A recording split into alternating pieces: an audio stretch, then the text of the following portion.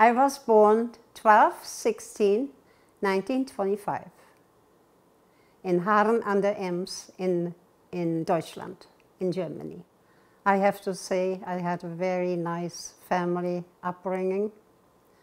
Had a really nice family. I had one sister who was 4 years younger than I was, and I had 3 brothers, so there were 5 in our family. When I was young, around 18 years old, I worked in kindergarten. I was a kindergarten teacher. The war started with Germany. In Germany, we had Hitler. And in the beginning, I have to say that Hitler was very good to the people. We were building the Deutsche Autobahn. People had plenty of work. And he said every family in Germany should have a Volkswagen. But then times changed, 14, 16, 17. And it got worse and worse and worse. We had everything on food stamps. Every week they gave us something different to eat, but the food, we could have eaten more than what they gave us. But that is all what we got. We couldn't go, but in that age, what young people do, go dancing and stuff. That was all out. It was all, we couldn't do that. It was very strict. It got more strict and more strict. The soldiers came in and went through Holland. And we heard them shooting from my hometown. The boys, one after another, got killed in the war. My dad, they even called my dad for 2 years because he was on a big boat in the war before, in 14/18. So they called my dad, he was gone. So my mom and the 5 of us, we were by ourselves. We had the planes flying over us, and we've been sitting for nights and nights under the ground because some of them were throwing the bombs down. And we had to go sit sometimes at nights in the bunker when the planes would come over it.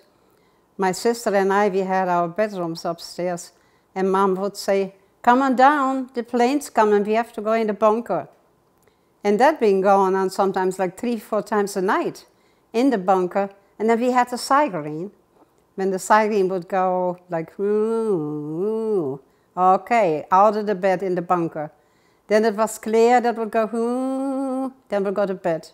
In this we had gone for 5 years. For 5 years we had that going. That was a very sad, very bad and very sad time that we had to go through that time. My oldest brother was in Berlin. He was 2.5 years older than I was. And he was an electrician. And they called him in. But thank God he didn't have to go on the front line. So Mother was by herself with the 4 of us. And she was afraid. Let's go and pack a couple suitcases.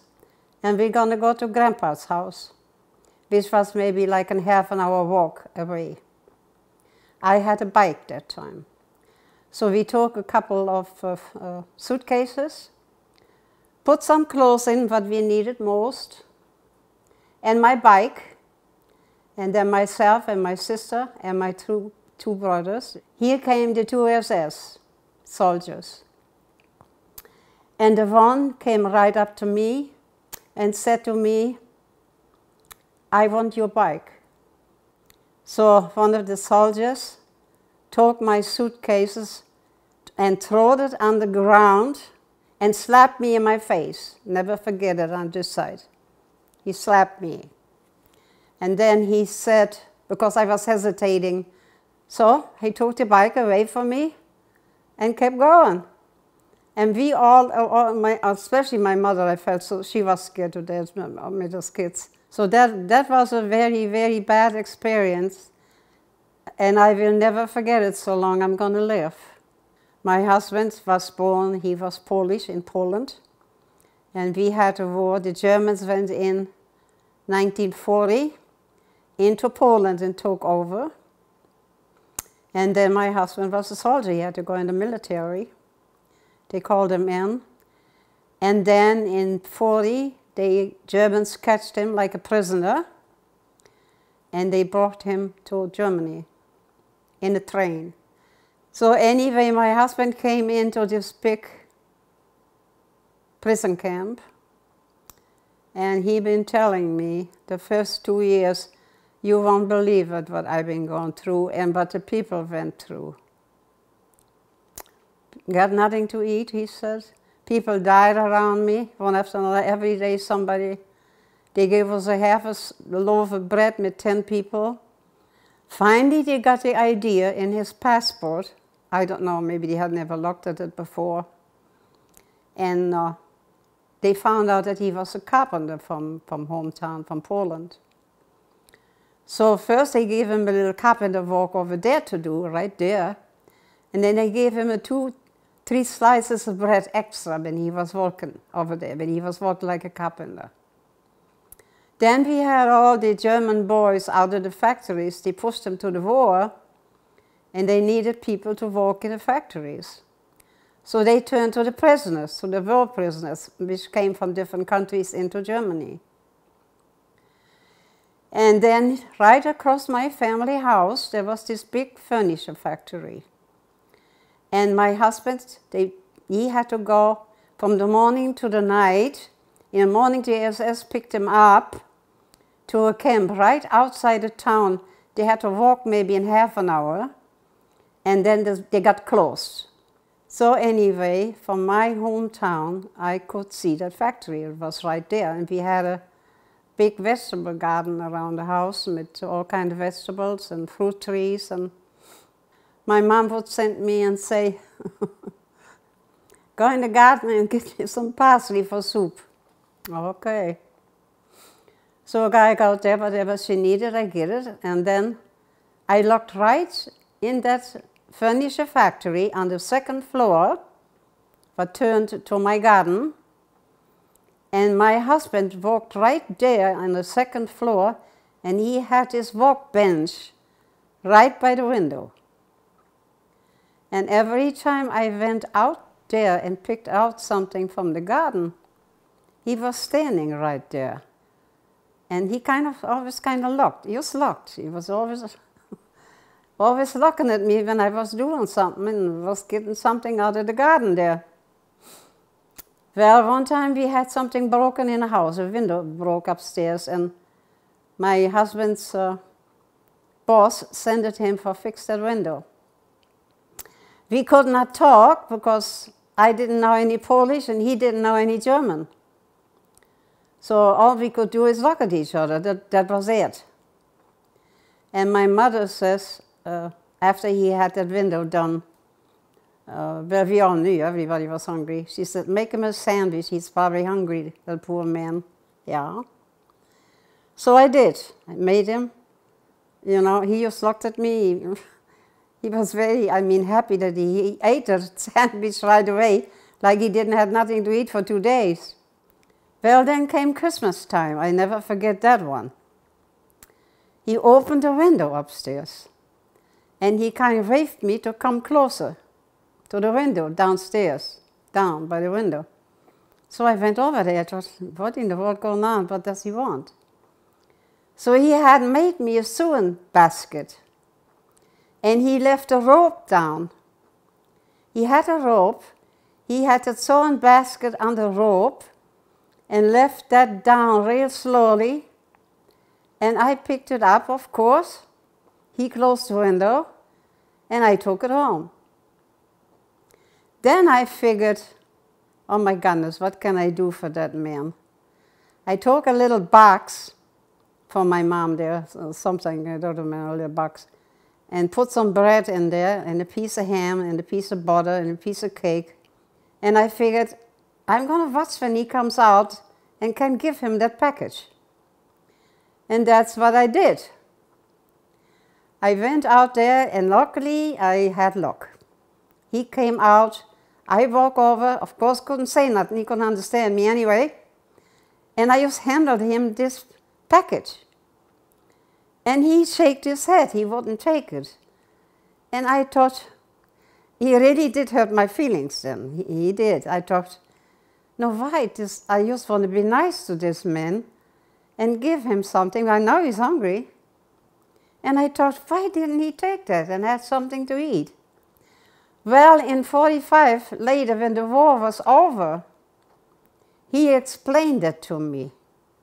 He said, what do you think when they would have reported that you gave me this package?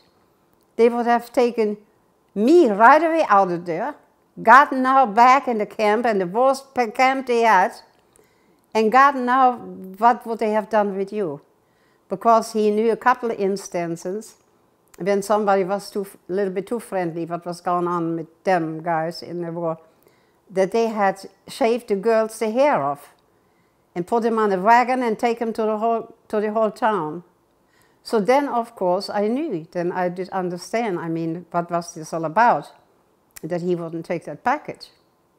Well, so we see each other. By that time, he started already a little bit German, because there still were some guys in the factory, they speak German, his boss was German.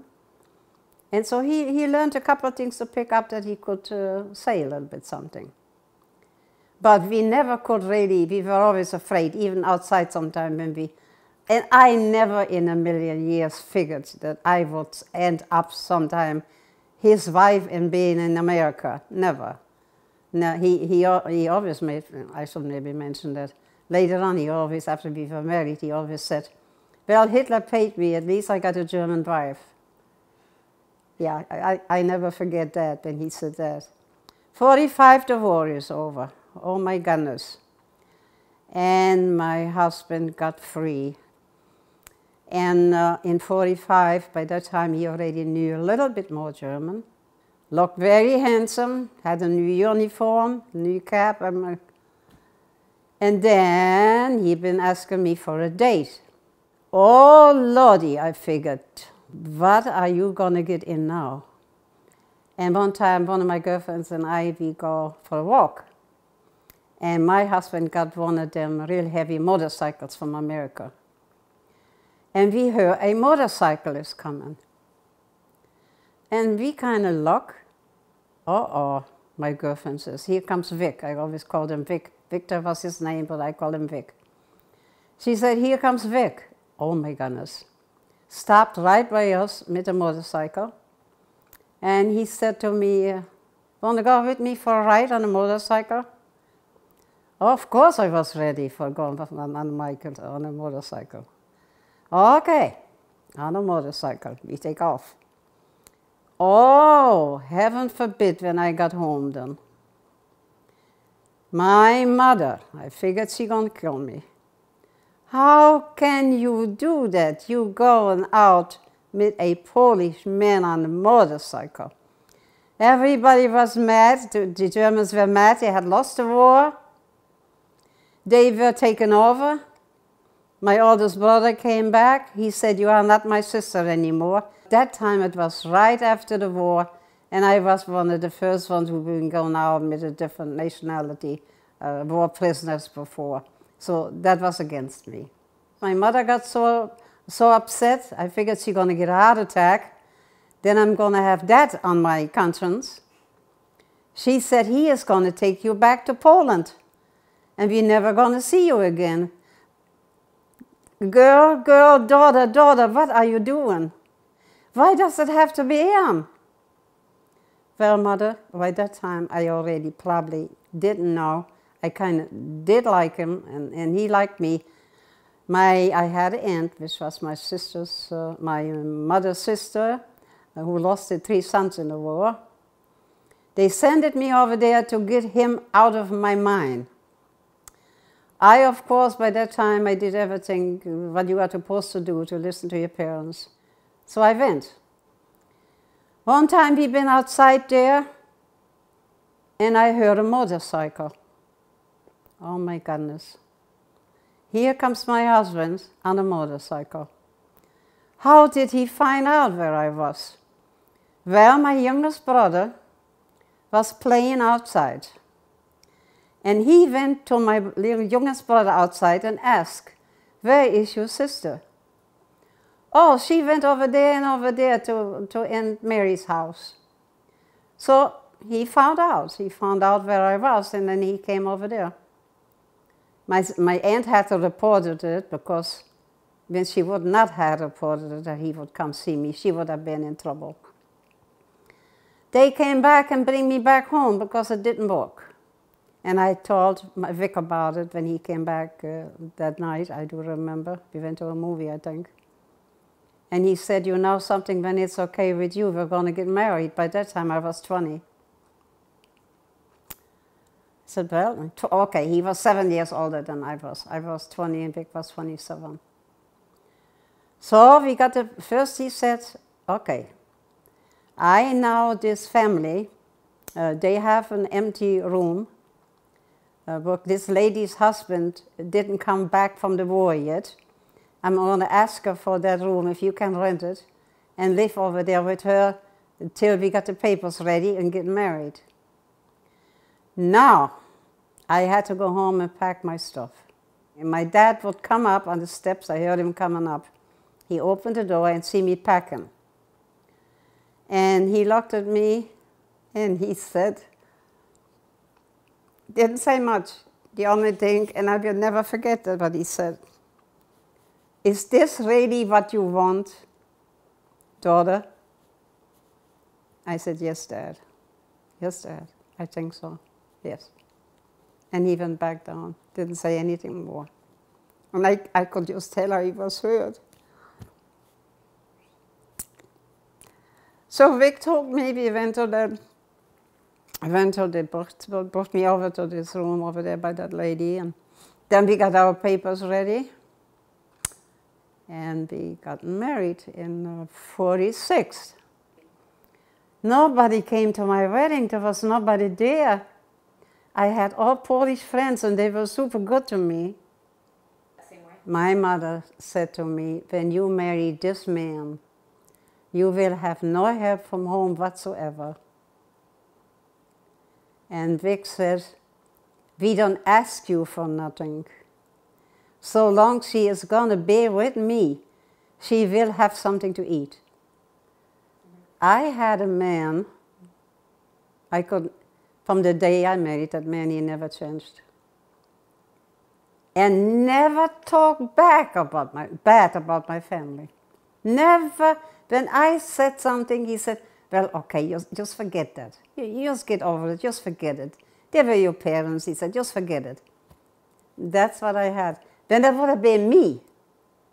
I don't think I could have handled that like my husband handled that. That you can put in that. You want to know how I got to America? Okay, then one day that got in a week, okay, 45, the war was over. That was the beginning of 51. By that time, John was born in 48. We had a 3-year-old boy. Okay, yeah.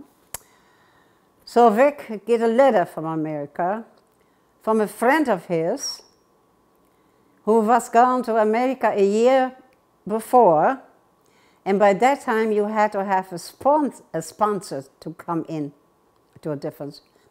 And he'd been asking Vic, since we were good friends, and I knew his wife really well, Polish, if he was interested in coming to America. We were interested. He got a sponsor for us, and he's already a year here. He'll help us coming over. And I said, oh, Vic, I don't know I can do that, being so far. To that time, it didn't have crossed my mind.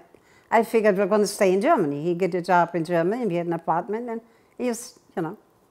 But then I've been thinking, everything was going up and down in Germany. I mean, the money and work and food, and the bridges were bombed down the cities went down and all of this. I mean, it was a mess in Germany. And I was thinking, it came into my mind over and over again. But you don't know, you might even like it there when you go there. Well, I mentioned it to Vic and he said, well, when it is okay with you, why don't we try if it's okay with you? And when you don't like it, we're going to save some money and we're going to come back to Germany. And I promise you that. And I know he would have, because that's just the kind of man he was. He would have. And I said, well, okay. We came to America in 1951. We came from Bremerhaven, from Germany, on the boat. Took us 9 days to get to New York. I was seasick for 9 days. One day we see far away the first lights from New York on the ocean. Oh my, were we happy. Oh my goodness, were we happy. Came over there in New York, took a train to Chicago, because Vic's friend lived an hour and a half from Chicago in Indiana. And they picked us up from the train station in Chicago. Well, then we had something to do. Vic had to find a job, which he didn't have no trouble with. He went right in a big furniture shop, got a job in America, no problem. $1.25 in an hour. But that time the money was different too. You could buy a lot for that money. And then we had to look for a place to live. So we found, oh Margaret, this little tiny place. We found $25 a month. There was a little kitchen, half of this, no, not even half of this. And a small little bedroom, just enough for us, for our bed and John's little bed. And we were happy, Margaret, we were happy. You know, you say that when you are young and you're happy, I had a good family, I had a good husband. And John was healthy and we were both in love, and we really didn't miss much. Because we didn't have much more through the war anyway. We didn't have nothing. John, 3 years old, he goes up right downstairs. There was a 4-family house where we lived. He went outside and came right home a couple of days and speak English. He just picked it up from, you would be surprised how fast kids in that age pick up. And I knew a little bit from school, but not that much. And I learned then from John, you know, when he came home. That was really funny, yeah. Then the second month I came over, Margaret, I got pregnant with Eddie. America helped us a lot. I don't know what we would have done without America. And American people, never any problems whatsoever, wherever we went and whatever we did. And the other way around, they helped us. I had very good neighbors there. The ladies, they had found out I came from Europe. You know, I had that one lady, she came back to my house and took my dirty clothes, put it in her wash machine and bring it back to me. And that helped me. I think the most important thing when I think back, even with everything, is you have to have respect for somebody else. And you treat people nice like you want to be treated. Well, I would say I'm very proud of my family. Today I'm sitting here and I'm thinking about my past. And I have to say that I'm a very lucky lady. Lost my husband, because I had a good husband. And now I see my grandkids and my great-grandkids growing up. And I'm proud that I have them, and they all gone having a good life and gone in a good direction. And I hope that they keep on going like that, even when I'm not to be here. And looking down from heaven and watching you.